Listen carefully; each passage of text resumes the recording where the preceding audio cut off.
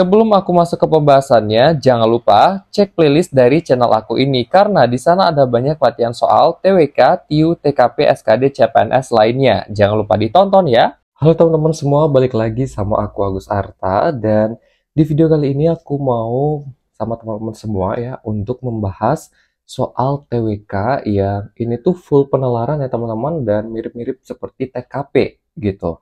Oke, di sini aku langsung aja ya masuk ke soal yang pertama. Rico adalah seorang atlet renang yang berprestasi. Dia selalu berlatih dengan keras dan disiplin, serta menjaga pola hidup sehat dan bugar. Dia juga memiliki hubungan yang baik dengan pelatih, rekan-rekan, dan pesaingnya. Dia selalu menghargai usaha dan hasil orang lain, serta tidak pernah berbuat curang atau merendahkan orang lain. Dia juga memiliki keyakinan dan nilai-nilai yang kuat, serta mental yang tangguh dan sehat. Berdasarkan narasi di atas, indikator yang paling menunjukkan bahwa Rico memiliki integritas adalah, nah kalau kita lihat uraian yang di atas itu kan lebih ke arah kepribadiannya dia ya teman-teman, sikap-sikapnya dia gitu. Terus yang ditanya itu yang mana sih indikator menunjukkan integritas? Nah, mungkin teman-teman di sini harus tahu ya integritas itu apa dan ini hal yang harus wajib teman-teman ketahui. Kalau aku ya, cara untuk mengetahui integritas itu apa tuh simple teman-teman ya. Integritas adalah suatu sikap atau tindakan yang sesuai dengan apa yang kita ucapkan. Sikap apa yang ingin kita buat dan kita wujudkan tindakan itu gitu. Yang artinya ada kesesuaian dengan kata dan tindakan itu. Dan integritas itu biasanya erat kaitannya dengan sikap jujur seperti itu teman-teman. Nah, kalau kita lihat ya, di narasi ya yang menunjukkan adanya integritas, itu kan ada pada kalimat ya, dia selalu menghargai usaha dan hasil orang lain serta tidak pernah berbuat curang atau merendahkan orang lain. Gitu ya, itu sikap jujurnya. Terus ada juga nih sikap yang menunjukkan konsisten antara ucapan dan tindakannya, yaitu dia selalu berlatih dengan keras dan disiplin serta menjaga pola hidup yang sehat dan bugar. Di situ dia tuh punya komitmen teman-teman ya untuk selalu berlatih dengan keras dan disiplin dengan menjaga pola hidup yang sehat dan bugar gitu. Nah, kita coba masuk ke narasinya ya. Ingat, kata kuncinya adalah sikap yang menunjukkan integritas. A. Prestasi dan penghargaan yang dia raih. Ini bukan ya teman-teman. Di situ nggak ada hubungannya sama integritas itu dengan prestasinya gitu ya. B. Kesehatan dan kebugaran yang dia jaga. Oke. C. Hubungan dan kerjasama yang dia bangun. Ini juga bisa teman-teman. Ini masuk juga sama dengan kalimat yang tadi aku sampaikan. D. Sikap dan perilaku yang dia tunjukkan. Oke, ini juga bisa masuk. E. Keyakinan dan nilai-nilai yang dia pegang. Nah, ini juga bisa masuk teman-teman ya. Kalau dia itu punya integritas di nilai-nilai yang dia pegang gitu. Nah, ini kan opsinya bagus-bagus semua ya teman-teman. Ini juga aku mau kasih tips atau masukan ya. Aku ingin menyampaikan saran ke kalian gitu.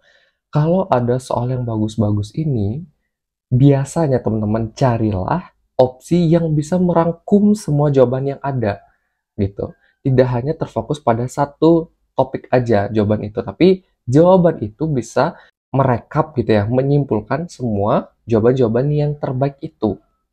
Dan ini aku sering banget juga sampaikan ke teman-teman, kalau memang jawabannya itu masuk akal semua dan bagus-bagus, carilah satu jawaban yang bisa merangkum itu semua gitu.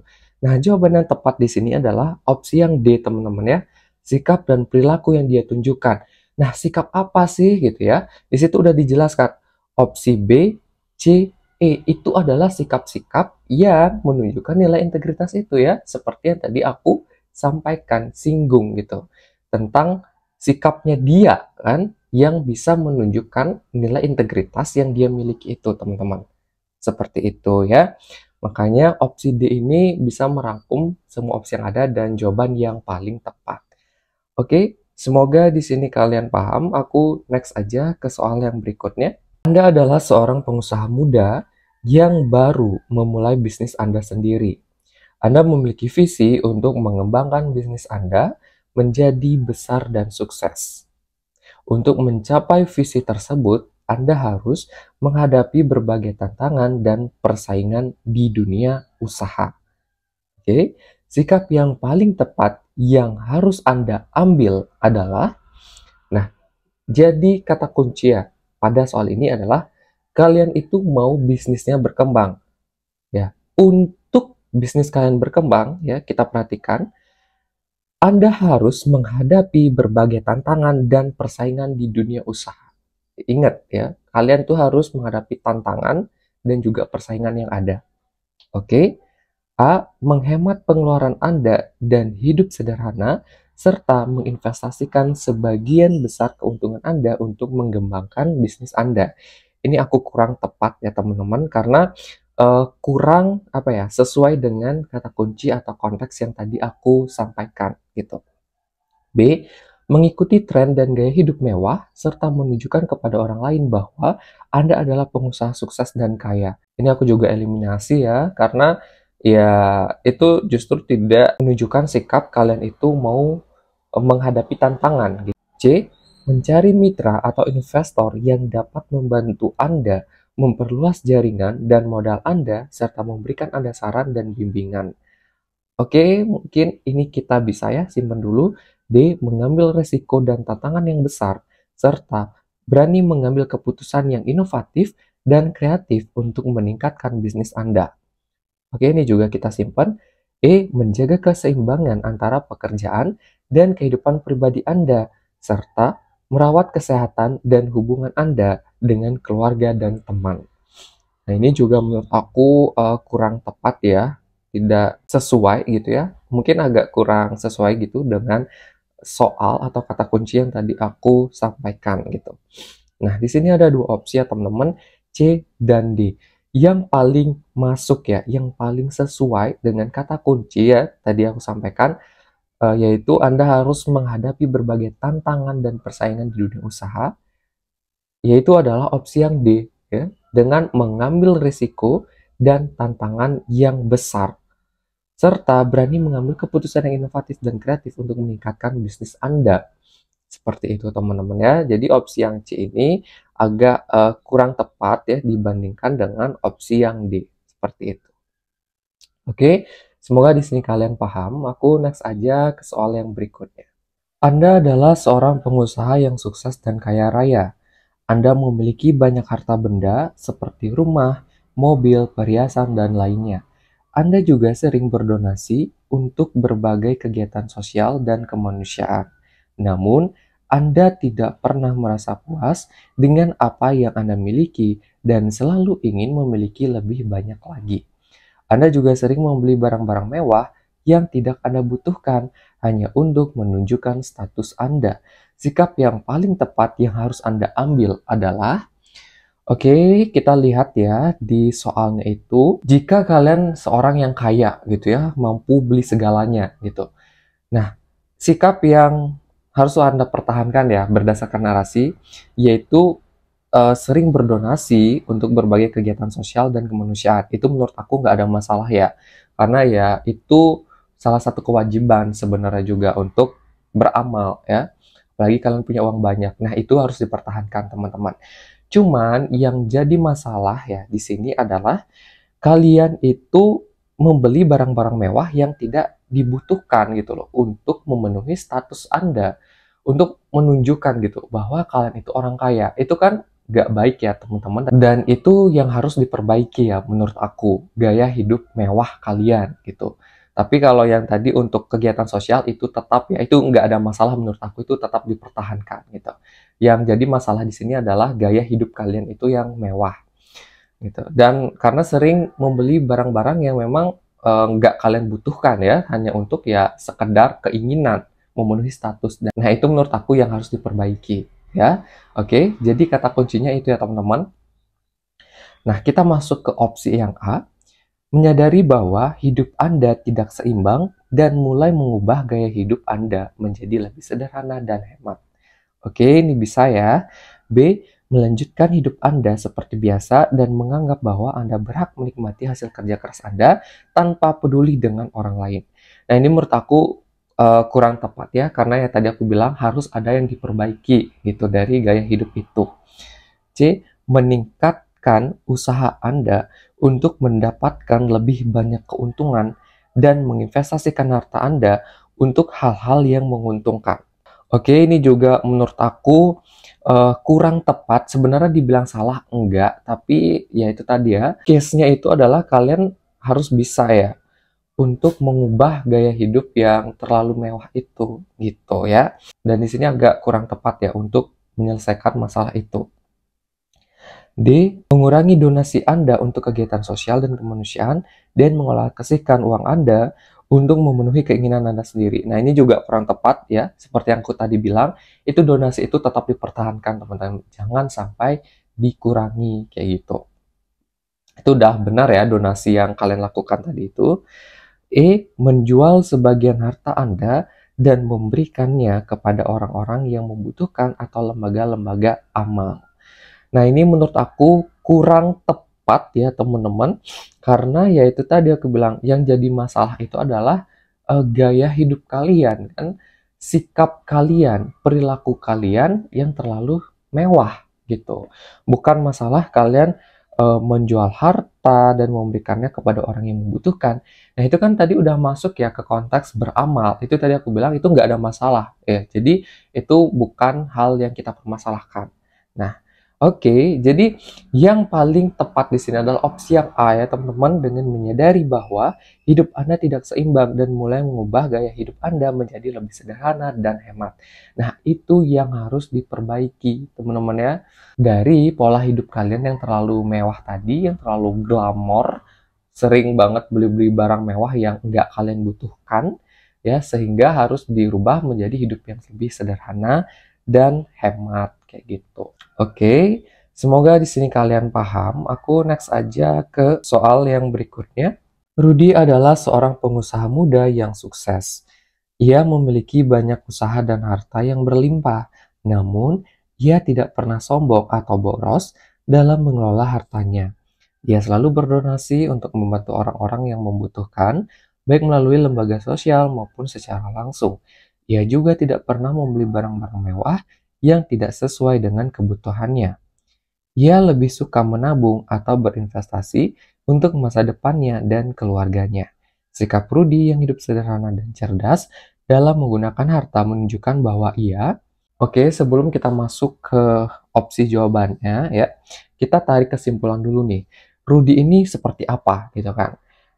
Kalau kita lihat di narasi, Rudy ini adalah orang yang baik ya. Dia itu berdonasi, dia itu tidak pernah menggunakan hartanya itu untuk hal-hal yang nggak berguna gitu. Dia lebih sering menggunakan hartanya ya untuk berbuat kebaikan ya, seperti yang tadi aku sampaikan, berdonasi dan mengelolanya dengan baik. Dan dia itu nggak pernah sombong juga ya dengan harta yang dia miliki itu.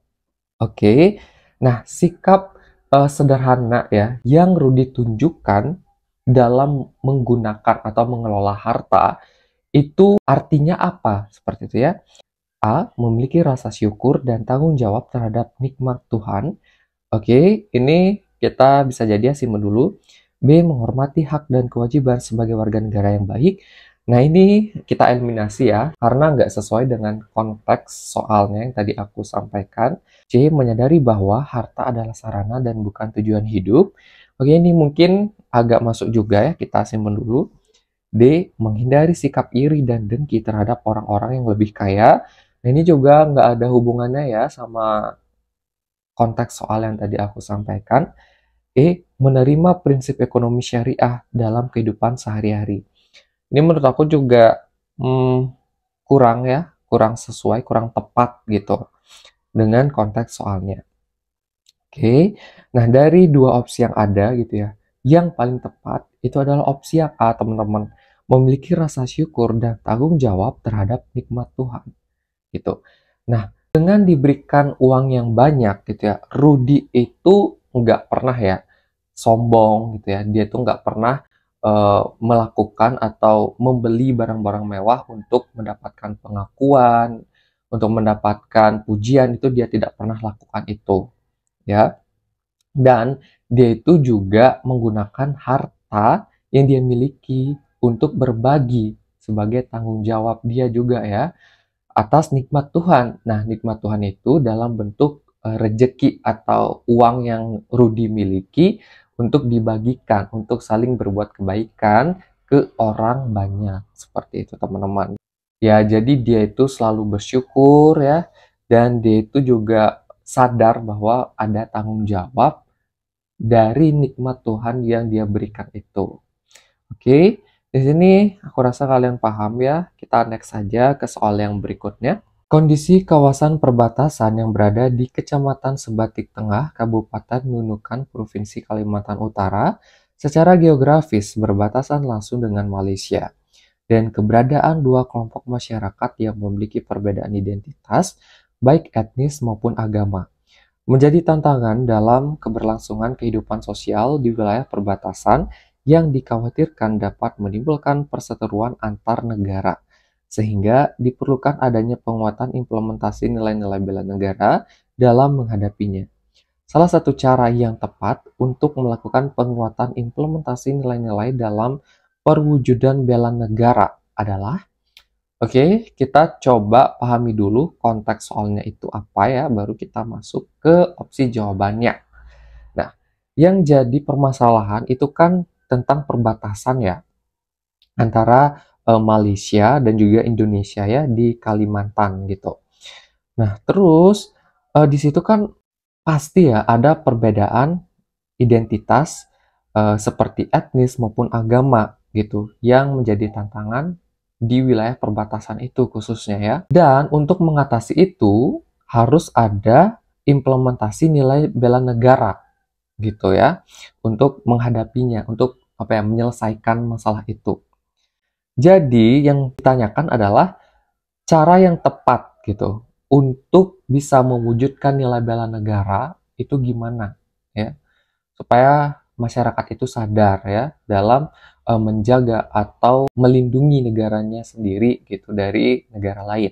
Nah, konteks melindungi di sini itu tidak hanya semata-mata dalam hal perang ya teman-teman. Jadi ada hal lain juga nih yang bisa membantu untuk kita tuh paham gitu loh, sadar dalam membangun sikap bela negara gitu.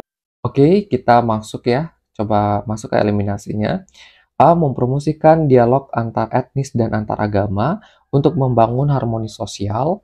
Nah, ini menurut aku bisa jadi ya, kita simpan dulu. B. Mengintegrasikan pendekatan diplomatik yang memperkuat kerjasama bilateral antar negara dalam menjaga stabilitas perbatasan. Oke, ini juga penting yang menurut aku untuk dilakukan. C. Memberikan pemahaman dan pendidikan tentang nilai-nilai bela negara kepada masyarakat setempat. Oke, kita simpan dulu. D. Memperkuat kehadiran militer di wilayah perbatasan. Nah, ini menurut aku opsinya kurang tepat ya, agak apa ya, belum bisa untuk mengatasi masalah seluruhnya gitu. Seperti yang aku bilang tadi ya, bela negara itu nggak hanya sekedar perang ya, nggak hanya sekedar memperkuat militer, tapi kita juga harus bisa memperkuat intelektual kita gitu.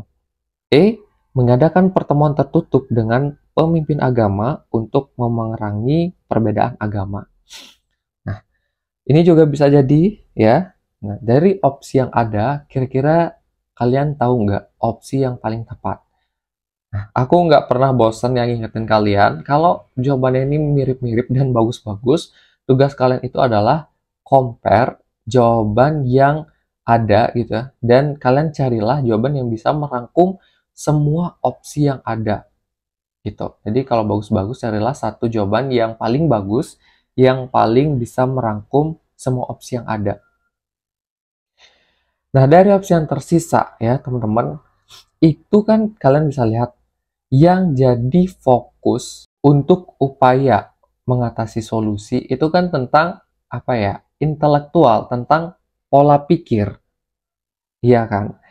Nah, sehingga di situ yang paling tepat adalah opsi C, teman-teman ya, dengan memberikan pemahaman dan pendidikan tentang nilai-nilai bela negara kepada masyarakat setempat gitu. Jadi dengan kita tuh paham ya, kita tuh nggak usah lagi repot-repot perang gitu ya untuk menghadapi masalah dalam perbedaan identitas itu. Seperti itu teman-teman.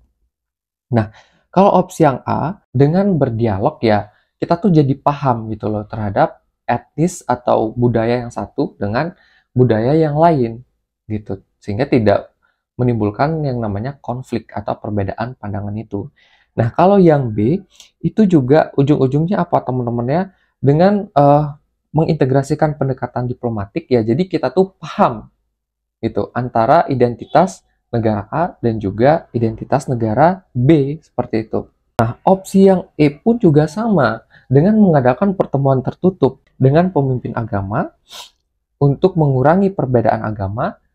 Maksudnya di sini kan untuk saling paham ya antara agama yang satu dan agama yang lain. Nah, ujung-ujungnya apa? Intelektual kita, pemahaman kita di situ. Sehingga opsi C ini sebenarnya merangkum ya opsi yang ada.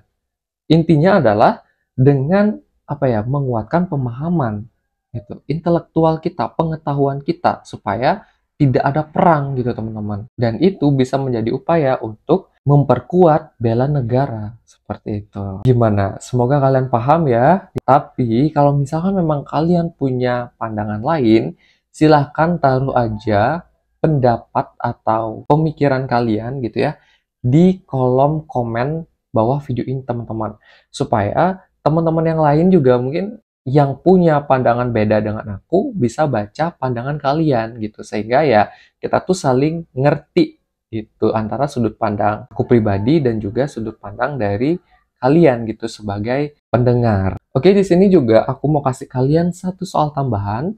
Nah, coba deh kalian itu jawab kira-kira opsi mana jawaban yang paling tepat. Kalian bisa taruh aja jawaban kalian dan juga sertakan alasan ya teman-teman di kolom komentar yang ada di bawah video ini. Nah, kalau kalian juga punya masukan atau ingin request tentang topik soal yang ingin kalian ketahui, ya, siapa tahu aku bisa gitu ya buatkan videonya di next pertemuan, supaya kita tuh sama-sama belajar ya, sama-sama paham juga dalam mempersiapkan tes CPNS nanti. Oke, mungkin segitu aja ya pembelajaran kita kali ini. Jangan lupa subscribe agar kalian tidak ketinggalan pembelajaran atau informasi terbaru dari aku. Terima kasih dan sampai ketemu di video berikutnya.